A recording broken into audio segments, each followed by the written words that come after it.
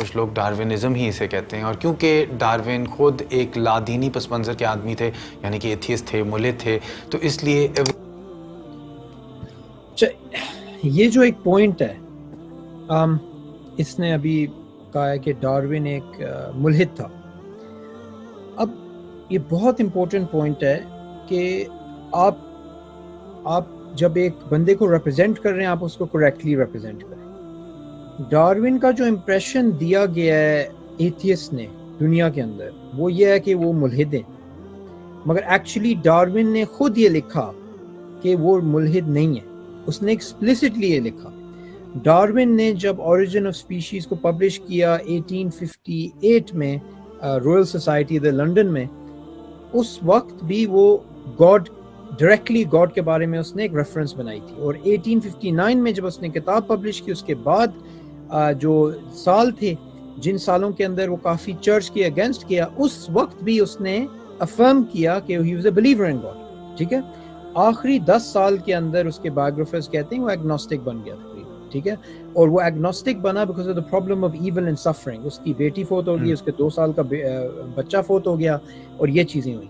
یہ بہت important point ہے کیونکہ ڈارون کو اگر ہم سمجھنا چاہتے ہیں تو اس کو پرائمری سورسز سے سمجھنا چاہیے.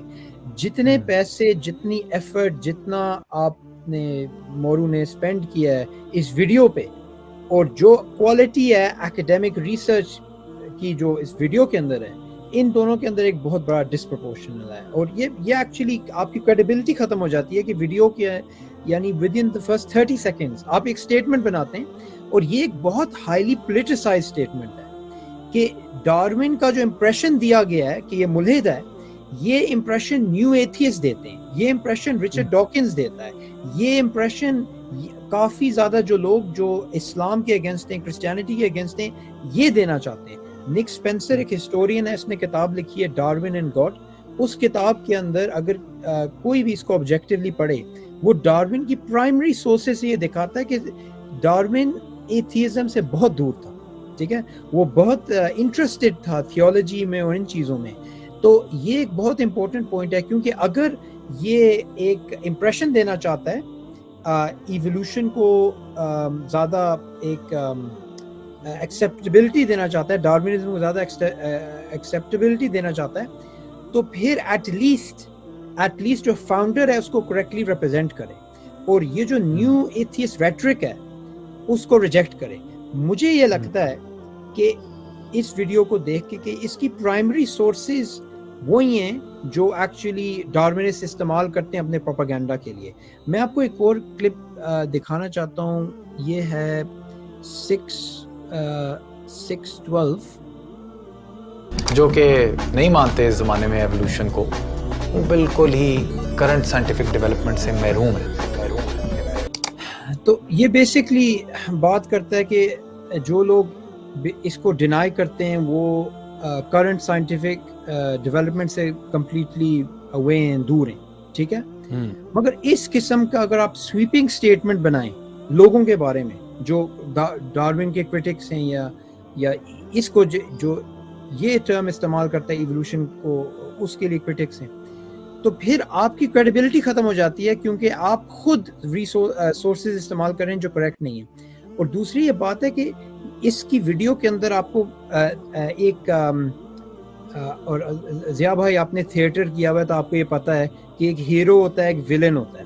ٹھیک ہے، تو اس ویڈیو کے اندر آپ کو نظر آ رہا ہے کہ جو ہیرو ہے وہ سائنسدان اور سائنس اور ڈارونزم اور یہ لوگ، اور جو ریکنسٹرکشن کرنا چاہتے ہیں وہ لوگ، اور جو ویلن ہے یعنی یہ اگنورنٹ لوگ اور ریلیجس لوگ. اور یہ میں اس سے ایک سوال پوچھنا چاہتا ہوں کہ اس کے اندر وہ ایک اور ویلن کیوں نہیں لے آتا؟ اس کے اندر وہ ان لوگوں کے بارے میں کیوں نہیں بات کرتا جو سائنٹیفک تھاٹ کو روکتے ہیں، جو ایکچولی سائنسدان جو ڈارونزم کو چیلنج کرتے ہیں، یہ لوگ ان کو کینسل کرتے ہیں، یہ لوگ ان کے پیپرز کو پبلش نہیں کرتے، یہ لوگ ایکچولی ان کو ایک قسم کا پریشر ڈالتے ہیں، بلینگ ڈالتے ہیں. جیری فورڈر ایک ایتھیسٹ ایکیڈیمک تھا، فلسفر تھا، وہ اپنی کتاب ڈارون گاٹ رانگ، اس کے اندر وہ اسی چیز کے بارے میں لکھتا ہے. جو پریشر ہے، جو ایکچوئل پریشر ہے سائنس کے اندر، اور فلسفرز جو بھی سیکولر ایکیڈیمکس ہیں، تاکہ وہ ڈارونزم کو ایکسیپٹ کریں. ایک اور بک ہے اولٹنبرگ 16 جس کے اندر ایک جرنلسٹ ہے سوزن مزور جو بات کرتی ہے کہ جو سائنسدان ڈارون کو چیلنج کرتے ہیں ان کی ایک سیکرٹ کانفرنس ہو رہی ہے. پھر جس طرح میں نے پہلے مینشن کیا تھرڈ وے آف ایوولوشن, ایک ڈاکیومنٹری آپ آن لائن دیکھ سکتے ہیں جس ڈاکیومنٹری کا نام ہے نو انٹیلیجنس الاؤڈ. اس ڈاکیومنٹری کے اندر آپ کو سائنسدان نظر آتے ہیں, ٹھیک ہے, اور فلاسفرز نظر آتے ہیں, Paul Nelson, Jonathan Wells, Steven Myers اور اتنے زیادہ.